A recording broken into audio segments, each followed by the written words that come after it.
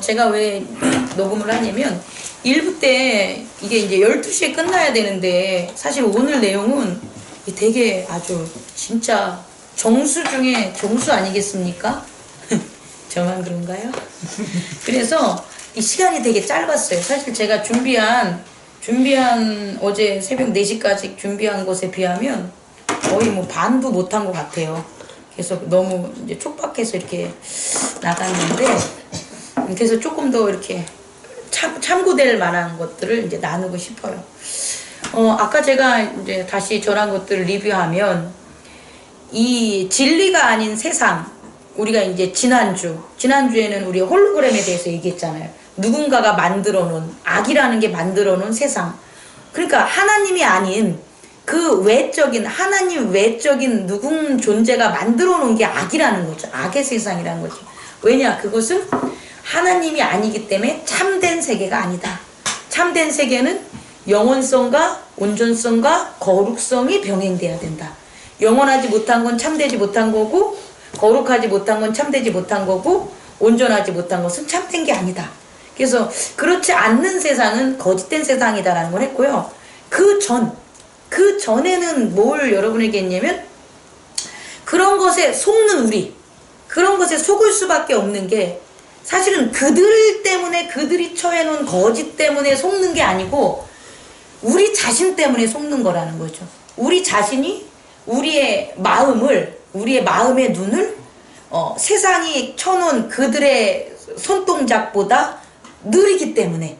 그러니까 결국은 세상이 거짓된 걸 만들어 놔도 우리의 마음의 눈이 그 거짓된 걸 구별하면 되는데, 구별하지 못하게 만들어 놓은 우리 스스로 눈을 감고 있는 그게 뭐냐, 이제 그런 것들을 전전 시간에 전해드린 거예요. 그래서 이것을 오늘 누가복음 24장에 이제 종합적으로 얘기해 준다면 죄와 악이다. 죄와 악이라는 거예요. 죄라는 것은 너의 죄가 아니고 타인의 죄가 아니에요. 죄라는 건 내 거예요, 내 거. 내 세상에 내가 내 욕망으로 말미암아 내 에고의 판단과 내 자신의 스스로 존재한다는 교만함에 의해서 내 스스로 내 눈을 떠버린 거죠. 자기의 눈을 뜨고 하나님께서 주신 마음의 눈을 감아버린 거죠. 다시 말해, 나는 내 눈으로 볼 수 있어 라는 바리새인같이 나 눈 안 먹었는데, 난 장님 아닌데, 그렇게 우리는 본다는 거죠. 우리들의 판단과 경험으로. 근데 결국 우리가 우리의 눈으로 볼 수 있다는 것은 그것으로 상실되는 게 뭐냐 봤더니 하나님의 눈이다. 우리의 눈을 뜨면 하나님의 눈을 가리게 된다는 거죠. 우리 스스로. 그럼 그게 뭐냐? 그게 뭐냐 봤더니 죄라는 거예요. 죄. 이 죄를 그럼 어떻게 알 거냐는 거죠. 죄를 어떻게 아냐고요. 예를 들어서 당신 그거 잘못한 거잖아. 그러면 예, 죄송합니다. 이런 사람이 어디 있어요? 없어요. 당신 그거 잘못했어요. 그러면 예 라고 하는 거는 세상에서 딱 하나예요. 뭐냐? 그렇게 당신 잘못했어 라고 하는 사람이 나보다 힘을 가진 자, 혹은 내가 그로부터 받을 게 있어, 이익을 주는 자야. 그러면 내가 그걸 받아들여요. 근데 그렇지 않고는 그 시간이 지나면 저 자식 돈 좀 있다고 뭐라고 하네, 뭐 나보다 많이 배웠다고 뭐라고 하네. 결국 에고는 자기를 뭐라고, 이렇게 자기 주장에 대해서 뭐라고 판단하는 걸 제일 싫어해요. 왜냐면 그렇게 판단하면 내 자신이 어떻게 되니까? 상처 입고 다치니까, 없어지니까. 그게 제일 싫어하는 거예요. 그게 뭐냐? 제가 얘기하고 싶은 건 죄라는 거예요. 다시 말해, 우리 스스로는 죄를 죄로 여기지 않는다는 거예요. 죄를 죄로 여긴다면 죄를 왜 짓겠어요? 죄는 사망의 싹시라고 했는데 죽음으로 가는 게 죄인데, 여러분들 죽고 싶습니까? 죽고 싶은 사람이 어디 있겠어요? 여러분, 못 살고 싶은 사람이 어디 있겠고, 병 걸리고 싶은 사람이 어디 있겠고, 천대 받고 싶은 사람이 어디 있겠어요? 그런데 천대 받는 사람이 있고, 못 사는 사람이 있고, 병든 자가 있고, 연약한 사람이 있다는 거예요. 왜? 모르니까. 뭘 모르냐? 바로 진리를 모르니까. 다시 말해, 죄를 죄라고 여기지 모르니까, 죄를 못 보니까 그 세상에서 사는데, 죄는 전적으로 남의, 타인의 영역이 아니라 누구의 영역이다? 내 영역이다. 내가 죄를 못 보기 때문에 결국은 죄를 저지르는 거다. 그래서 예수님께서 이 문제를 어떻게 해결해 줬냐면 너희들이 죄인인지를 보게 해주면 되는 거예요. 그런데 예수님과 세상의 두 부류가 나누는 게 세상은 너희들이 죄를 보라고 하지 않고 죄가 있다라고 정죄를 한 거죠. 너희들이 죄가 있어 라고 해서 내가 내 죄를 보면 나는 정죄를 당한 게 돼요. 그러니까 죄를 볼 수가 없는 거예요.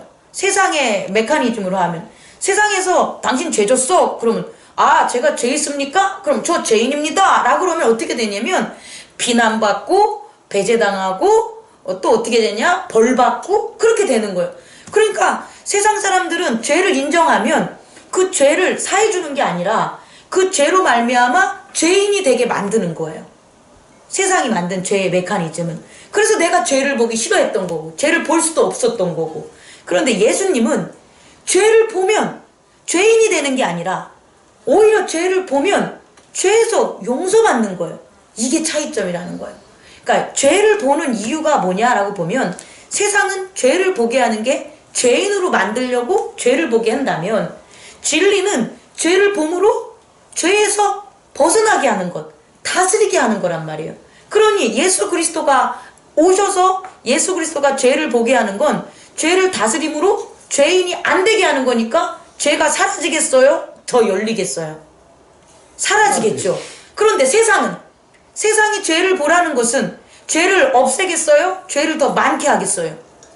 죄를 많게 하는 거예요. 그래서 바울이 고백할 때 너희들이 믿는 율법은 실상 죄를 알게 하려고 줬는데 오히려 그 알게 하는 그 율법이 너희들을 죄인으로 만들었구나 라고 한 거예요. 다시 말해 세상이 하는 어떠한 방법으로 죄를 깨닫게 하는 건 결국 죄를 없애는 게 아니라 우리들로 하여금 더 죄인이 돼가지고 결국은 하나님을 보지 못하게 만드는 그와 같은 세계를 만들었다는 거죠. 그런데 예수님께서 오늘 누가복음 24장에서 보면 알겠지만 이제 전체적인 내용을 안 했지만 그런 어떤 핵심적인 어떤 신학적인 깊은 진리로 본다면 죄라는 것을 알게 해주기 위해서 예수님이 선택한 방법은 예수님의 생각으로 죄를 드러나게 한 내 경험과 내 판단이 아니라 하나님의 뭐였다? 말씀이었다는 거예요. 하나님의 말씀만이 죄를 죄로 보게 하고 그 죄를 뭐 할 수 있냐? 씻어서 없애버릴 수 있다는 거예요. 우리 모두에게 언약이란 건 바로 이거라는 거예요.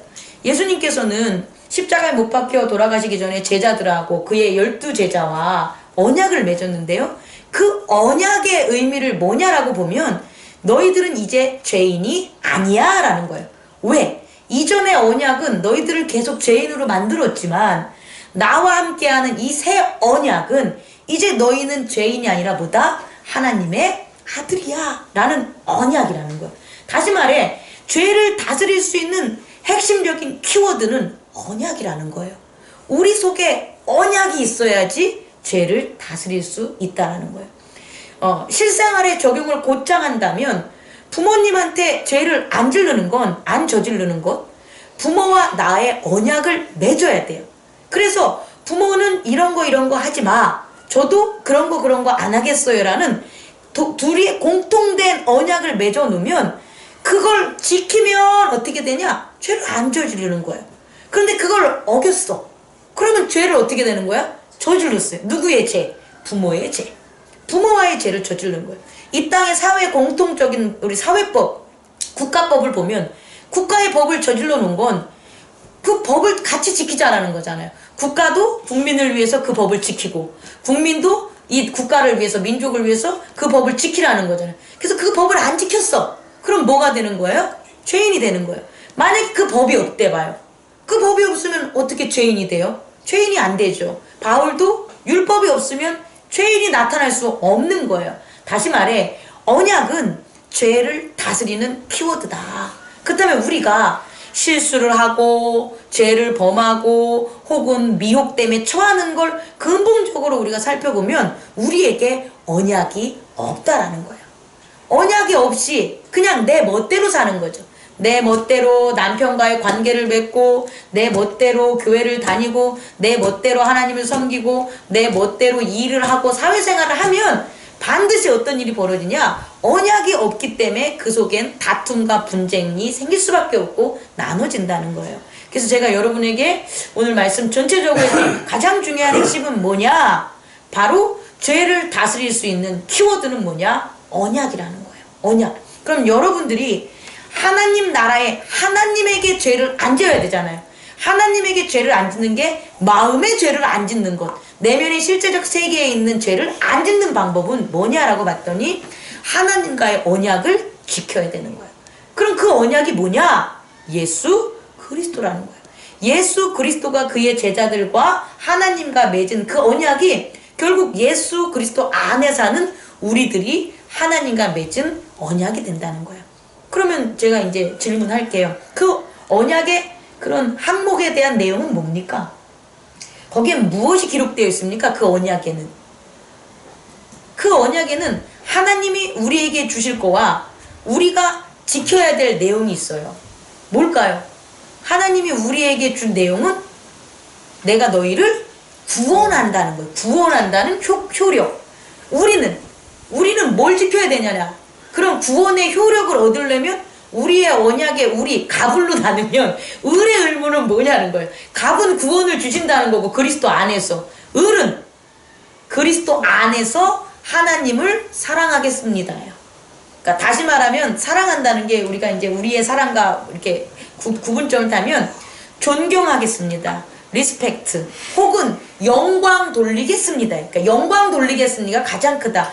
그러니까 하나님을 사랑한다는 건 하나님의 영광을 위해 살겠습니다. 그 소리예요.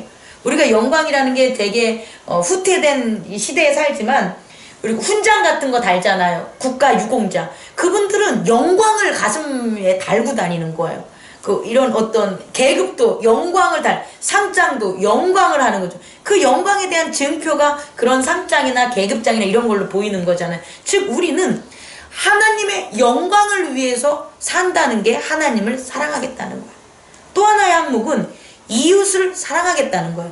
그럼 이웃에게 뭘 하겠다는 거예요? 이웃과의 영광을 위해 살겠다는 거예요. 다시 말해 나와 이 사람과 사는 게 이 사람에게도 비치고 나한테도 비친 거예요. 그래야지만 그 사람을 사랑하는 거라는 거예요. 내가 이 사람을 사랑하는데 이 사람의 고통이야. 영광이 없어. 그럼 그게 어떻게 사랑이겠냐는 거예요. 그래서 하나님과 우리와의 어진 그 언약이 죄를 다스리는 키워드인데 그 키워드의 조항을 봤더니 하나님은 우리를 뭐한다? 구원하신다는 것. 다시 말해 자기의 아들로 삼으신다는 거고 영원토록. 그리고 우리는 그 조항, 을의 의무는 뭐냐면 하나님을 사랑하겠다. 하나님의 영광을 위해 살겠다. 이웃의 영광을 위해서 살겠다가 그 항목의 우리의 내용이라는 거예요. 이 내용만을 우리가 언약을 지키면 죄를 다스릴 수 있는 거예요.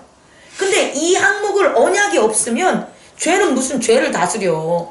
맨날 우리가 죄를 만들어내는 팩토리, 죄의 공장이 되는 거죠. 우리가 죄를 다스리는 게 아니라 오히려 우리를 통해서 죄가 양상이 돼요. 그래서 예수님께서 성경 말씀에 보면 너희가 밖에 있는 것들을 더럽다 하지 마라. 오히려 더러운 거, 죄 짓게 하는 건 어디서 나온다? 너의 속에서 나온다 라고 얘기한 게 여기에 있다는 거예요. 우리의 속에서 죄 공장돼서 밖으로만 안 내보내면 이 세상 깨끗해. 교회도 마찬가지예요. 교회도 내 속에 있는 그 죄를 겉으로 표현하지 않아. 그럼 이 교회 죄가 없어지는 거예요. 그리고 교회의 죄가 겉으로 표현되지 않으면 안에 있는 죄는 사라져요. 그런데 안에 있는 죄가 밖에다가 집을 줘. 그러면 안에 있는 죄가 살 수 있는 공간이 어디에 생기냐? 밖의 공간에 생긴 거예요.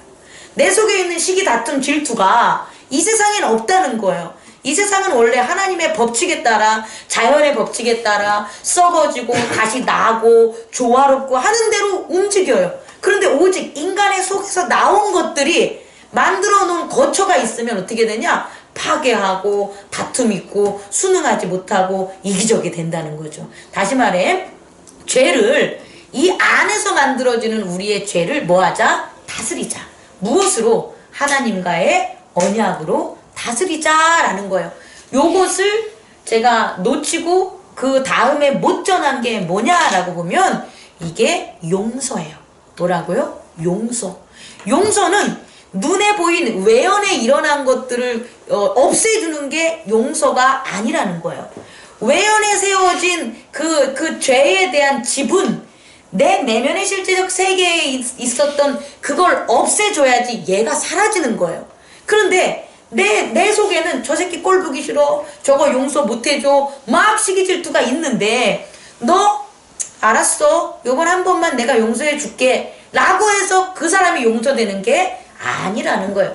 다시 말해, 우리 안에 있는 죄를 다스려서 죄가 생산되는 그 공장을 폐업시키면 용서가 되는 거예요. 그 제품은 안 나오니까, 그 식이라는 제품은 안 나와. 그럼 밖에 시판이 안 돼. 그럼 용서된 거라 그 소리예요.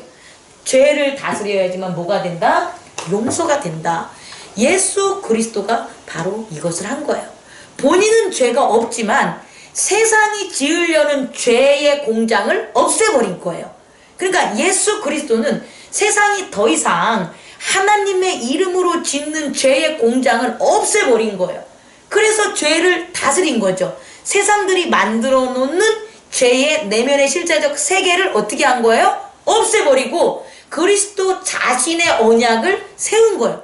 그래서 결국 어떻게 되냐? 세상을 용서할 수 있었던 거예요. 예수님이 십자가에 못 박혀 돌아가신 게 용서가 아니라는 거예요. 예수님이 십자가에 못 박혀 돌아가시기 전에 죄에 대한 용서는 이미 진행됐다는 거예요. 십자가에 못 박혀 돌아가시기 전에 예수님은 이미 만나는 모든 자들을 뭐 했어요? 죄를 사하는 권세를 줘서 죄의 온상에서 어떻게 되냐? 벗어나게 했다라는 거예요. 그러니까 십자가가 죄를 용서해주는 공식에서 저는 벗어나기를 권면합니다. 십자가는 그 의미가 아니에요. 조금 이따 전해드릴게요. 죄를 벗어나는 것은 뭐다? 용서다. 죄를 다스리는 것. 다시 말해 내 안에 있는 죄를 뭐 하는 거다? 다스리는데 그거의 방법은 뭐냐? 하나님의 언약. 그렇죠. 하나님과의 언약을 잊지 말고 그대로 따르면 죄를 다스리고 이 땅에 우리는 용서를 할 수 있다라는 거. 하나. 두 번째 측은 뭐냐 봤더니 이제 십자가가 나오는 거예요. 십자가는 부활이 없으면 아무 의미가 없어요. 십자가는 뭐라고요? 부활이 없으면 아무 의미가 없는 거예요. 십자가를 예수님이 짊어진 이유는 딱 하나야. 뭐 하기 위해서? 부활하기 위해서예요. 그럼 예수님이 부활하시는 게 뭐냐는 거예요. 이제 아까 죄는 우리들이 해결할 수 있는 거라고 분명히 얘기했어요. 우리들이 해결할 수 있는 건 죄의 문제예요. 그런데 우리들이 해결 못하는 게 뭐냐? 악이에요. 악은 우리들 소관이 아니라는 거예요. 악은 누가 해줘야 되냐? 하나님이 멸하시는 거예요. 악은 우리가 멸하는 게 아니에요. 죄는 우리가 다스리지만 악은 누가 멸하는 거냐? 하나님이 멸하는 건데 그 악을 물리치는 게 뭐냐? 십자가라는 거예요. 십자가가 세워진 곳에는 악이 없어요. 십자가가 세워진 거. 왜일까요? 십자가가 죽음이잖아요. 여기서의 죽음은 이중적 의미가 있는데 육체가 죽고 영혼이 사는 거예요. 다시 말하면 육체라는 언약을 지키지 못하게 했었던 세상은 죽고 언약을 온전히 지킬 수 있는 새로운 스피리추얼 바디, 거듭난 부활이 일어난다는 거예요. 그러니까 부활이 일어나는 곳에는 뭐가 없어진다? 악이 없어지는 거예요. 악이 그동안 있어서 부활이 없었다는 거예요. 역으로 말하면 악만 없으면 아담을 유혹했던 뱀이라는 악만 없으면 아담은 에덴 동산에서 쫓겨날 이유가 없다라는 거예요. 우리 또한 부활이라는 영생하는 하나님과 함께하는 그 온전한 스피리추얼 바디를 막는 악만 없었다면 우리는 지금과의 세상과는 전혀 다른 세상을 살아갈 수 있다라는 거예요. 그래서 십자가는 뭐냐? 부활이고 십자가는 악에 대한 승리다라는 거예요. 제가 이 얘기를 안 한 거예요. 악에 대한 승리다. 그래서 우리는 우리 속에 있는 내면의 실제적 세계에 있는 죄를 다스리고 예수 그리스도는 하나님의 세계를 갖다가 가리고 있었던 악의 세계를 갖다 어떻게 하는 거예요? 십자가로 무너뜨리고 쫓아버렸다는 거예요. 그럼 우리는 죄만 하냐? 예수님은 악만 하냐? 이제 아닌 거예요. 이게 하나로 조합이 된다는 거죠. 다시 말해서 지난 시간에 그랬죠. 세상의 법은 원래 십자가를 예수님을 이렇게 달면 그냥 십자가로 돌아가는 게 세상의 법이고, 하나님은 그의 사랑하는 아들을 건지시면 그냥 이 땅에 보내지 않고 하나님과 함께하는 게 하나님의 법이었다는 거예요. 그러니까 전혀 만날 수 없어요. 그런데 이걸 만나게 해준 분이 누구냐? 예수 그리스도라는 거예요. 십자가는 바로 이런 의미를 가지고 있는 거예요. 하나님의 세계가 악의 세계와 만날 수가 없어요. 왜요? 아주 예전에 얘기했잖아요. 하나님은 거룩하기 때문에 악과 만날 수 없고, 악은 더럽기 때문에, 악이기 때문에 거룩함에 갈 수가 없어요. 둘은 만날 수가 없는 거예요. 그런데 누구를 통해서? 예수 그리스도를 통해서 아주 진짜 엄청난 기적이 일어난 게 뭐냐? 하나님의 세계가 악을 물리칠 수 있는 그 찰나에 역사적인 사건이 일어났다는 거예요. 그래서 악이 어떻게 되냐? 물리쳐진 거예요. 그럼 이게 동시에 일어나는 거예요. 어떻게? 우리가 죄를 다스리면, 우리가 죄를 다스리는 우리의 영역과 예수 그리스도가 하나님의 이름으로, 그 권세 잡은 그리스도의 이름으로 악을 물리치는 게 하나가 된다, 그 소리예요. 마치 어떻게? 죄가 악의 아들이라고 보면 되잖아요. 그러니까 죄를 낫게 하는 게 악이잖아요. 그럼 죄는 누구가 있을 때 강해요?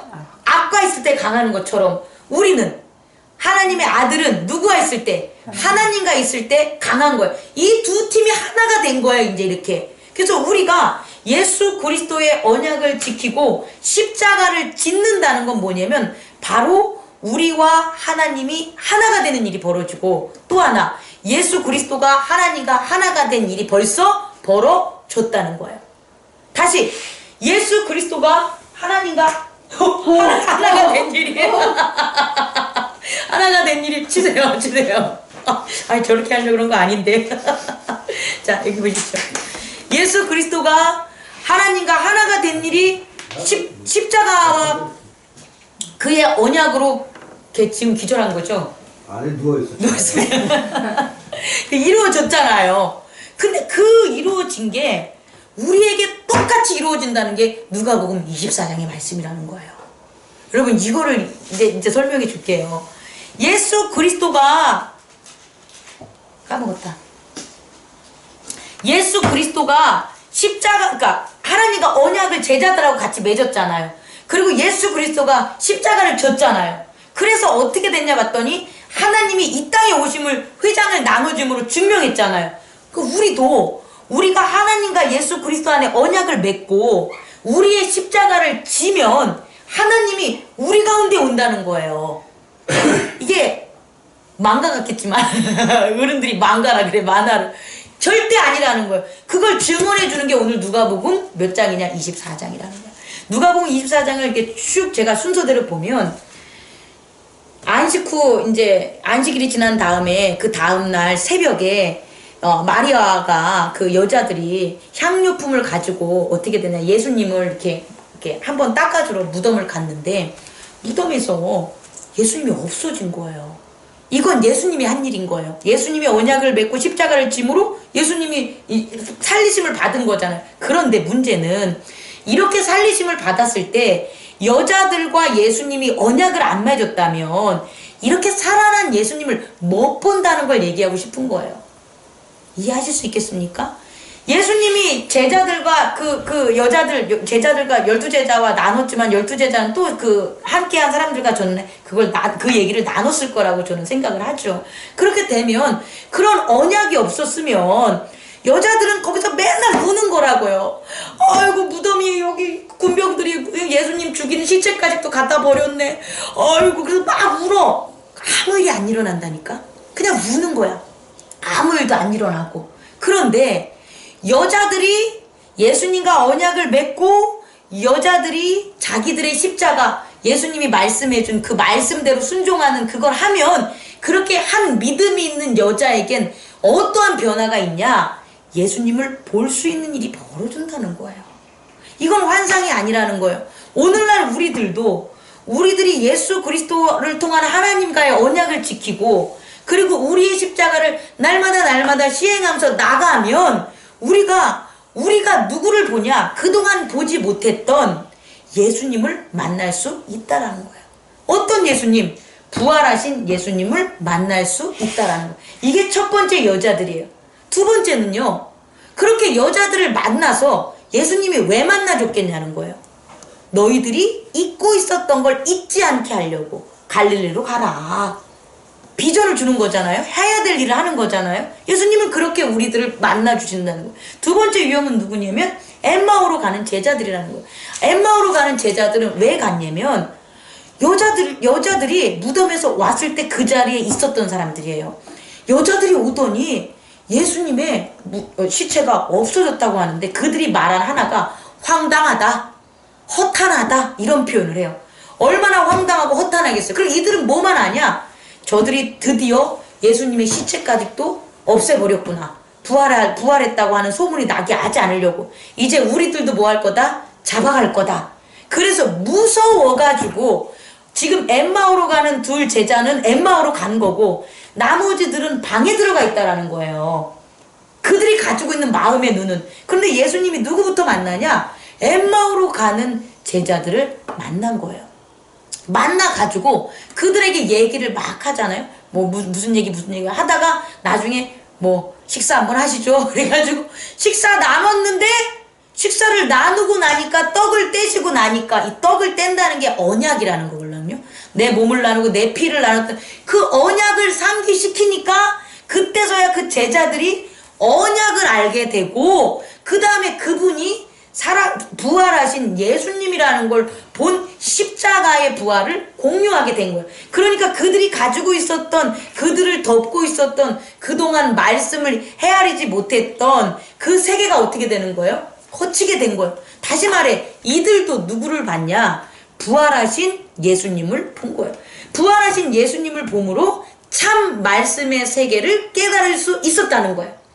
아까 여자들도 부활하신 예수님을 보면서 참 말씀의 세계를 듣고 그걸로 순종하게 만든 거고 그리고 다시 예수님이 11제자가 모여있는 그 다락방으로 가신 거예요. 그리고 가셔가지고 그들을 보이셔요. 그랬더니 못 믿어. 찔러봐. 못 믿어. 그러면 근데 이제 오해가 하나 있는 거예요. 뭐냐. 영이시죠? 라고 해서 두려워했다는 말이 있어요. 우리는요. 영을 보면 두려운 거예요. 언약하지 않는 존재야. 십자가가 아닌 존재야. 그럼 두려운 거예요. 그런 게 아니라는 거예요. 예수님. 나 영 아니야. 나 만져봐. 찔러봐. 그리고 야, 정 못 믿겠냐? 떡 가져와. 고기 가져와. 뭐 먹을 거 없냐? 먹었더니 정말 같이 먹는 거예요. 다시 말해 부활하신 예수님은 영이 아니라는 거예요. 영 이상의 존재. 영이지만 우리 인간이 생각하는 영이 아니라 하나님이 태초부터 창조한 영이라는 거예요. 인간이 만든 영은 먼저 연기가 같은 그런 영이죠. 육체가 없는 영은 인간이 생각하는 영이지만 하나님이 만든 영은 뭐냐면 먹고 마시고 하는 것들을 다 할 수 있는데 영인 거예요. 그게 아담이 맨 처음에 그런 영이요. 다시 말해 죄가 없는 인간의 태초의 창조적인 모습. 그게 바로 예수님의 부활하신 모습이 되는 거예요. 그 예수님의 부활하신 모습에 죄가 들어가면 우리가 되는 거예요.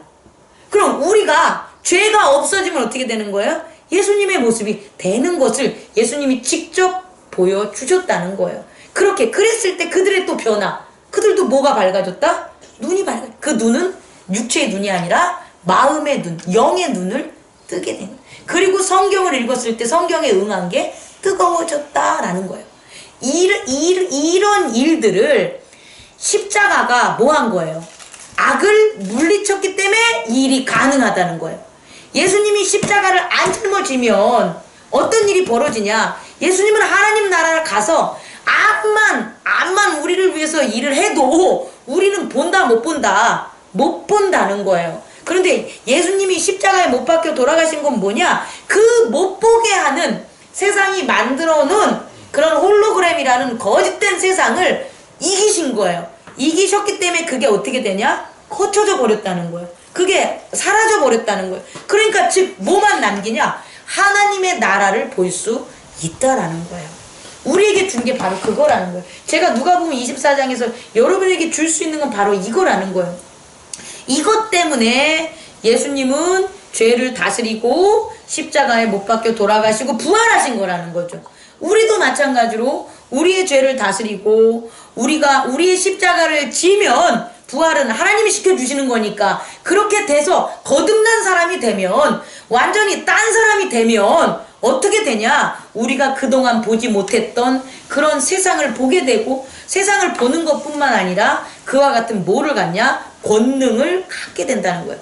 그 권능을 어디서 소개해주냐? 마태, 마가, 누가, 요한이라는 사복음서의 마지막 부분에 보면 그게 나와 있다라는 거예요. 마태복음 마지막 부분에는 뭐냐? 세상을 다스릴 수 있는 권세예요. 무엇을 통해? 세례를 통해. 세례라는 것은 예수 그리스도의 복음을 전하는 것을 통해 세상을 다스릴 수 있는 권세를 준다라는 거예요.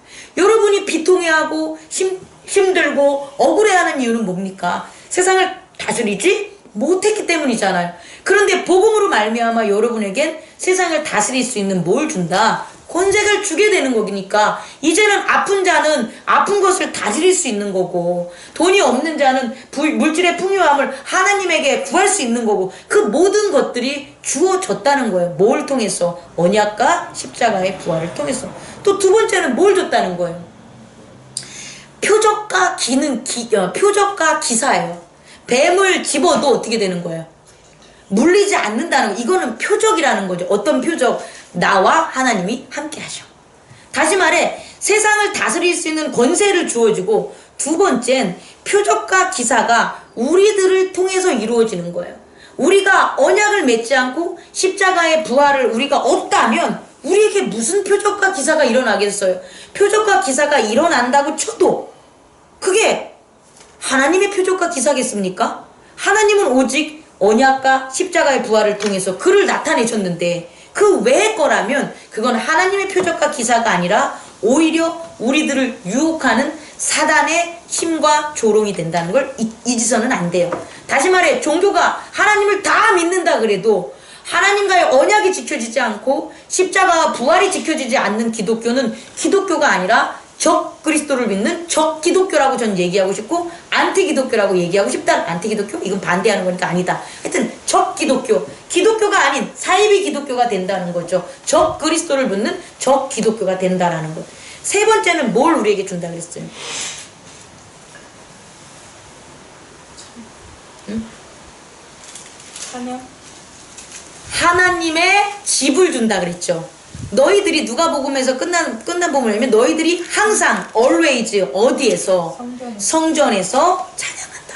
다시 말해 우리들의 나라와 궁전, 우리들의 궁전과 나라가 바로 하나님의 성전이에요. 이 땅에서는 그 성전에 가는 게 아무런 거리낌이 없어. 그곳의 주인이 누구니까?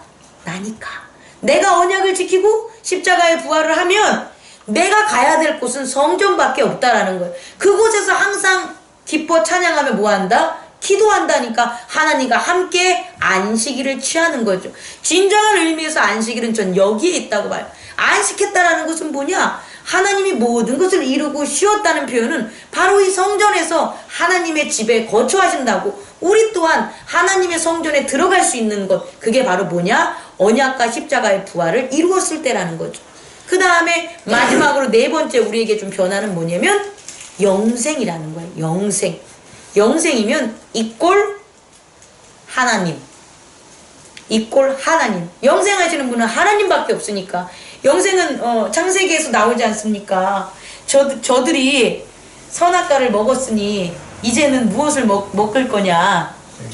영원한 생명의 저 과실을 먹지 않겠냐? 그래서 못 먹은 거예요. 상징적으로 창세기에는 표현했지만 그 영생을 우리가 먹으면 그 다음 말이 있어요. 저희가 우리와 같아진다 라는 말이 나와 있는 거예요. 하나님과 같아지는 것은 선악과와 뭐가 되는 거예요? 생명나무의 열매예요. 근데 그 선악과는 하나님과 같아지는 그리스도, 예수 그리스도가 사실은 온전한 참된 선악이에요. 그런데 우리는 그 예수 그리스도가 아니라 뱀한테 한 잘못된 선악과, 죄를 먹어버린 거죠. 사실상은. 그리고 영생이라는 것은 하나님과 함께하면 얻을 수 있는 거라는 거죠. 그것을 우리에게 준다는 거예요. 그게 바로 뭐냐? 언약과 십자가 부활의 열매라는 거예요. 저는 이 핵심적인 예수님이 전해준 이것으로 말미암아 우리가 마땅히 왜 미랄인지를 알자 그거예요. 미랄. 우리가 미랄이라는 거잖아요. 그 미랄은 뭐냐? 죄를 뭐 할 수 있는 존재? 다스려야 하는 존재. 그러니까 우리는 하나님의 말씀의 미랄이라는 거예요. 예수님도 하나님의 말씀으로 오셨고 그 미랄이라는 걸 잊지 마시고요. 또 하나는 그 미랄이 썩어졌어. 썩어진 그게 십자가와 부활이라는 거예요. 그러니까 우리의 말씀이 우리의 삶에 어떻게 되냐? 우리의 육체를 죽게 하고 우리의 생각을 죽게 하고 십자가를 지게 하고 우리의 삶에 하나님의 그 언약을 지키는 모습으로 나타나는 게 우리는 뭐냐? 부활한다는 거죠. 그렇게 변화는 저와 여러분이 되기를 원합니다. 그리고 그 변화된 세상 속에서 우리는 이미 살아왔고 앞으로도 더 살아갈 거예요. 분명 교회 공동체를 하면서 이전에 교회 공동체 하기 전에 그 바라봤던 그 세상 너머를 우리는 살고 있다는 걸 잊으시면 안 돼요. 그런데 그 세계는 예수 그리스도가 가르쳐 주셨기 때문에 지금 온 거예요, 우리가. 하지만 이제 우리는 그 가르쳐 주신 것을 언약을 지키고 우리가 십자가를 지고 부활하는 것을 통해서 우리는 어떻게 되냐? 이 땅에 많은 자들을 더 구원하는 저와 여러분이 되기를 원합니다. 그것이 뭐냐? 참다운 사랑이에요. 다시 말해 십자가와 부활을 저한테 한 단계로 말하면 뭐냐? 한 단어로 말하면 사랑이다. 언약은 용서고 십자가와 부활은 사랑이다. 예수 그리스도가 이 땅에 와서 전한 것은 사랑과 용서, 제 순서로 하면 용서와 사랑. 사랑은 완성이고 용서는 시작이다. 그래서 시작과 끝이 하나인 예수 그리스도 안에 저와 여러분이 살아가기를 원합니다. 꺼주시기 바랍니다.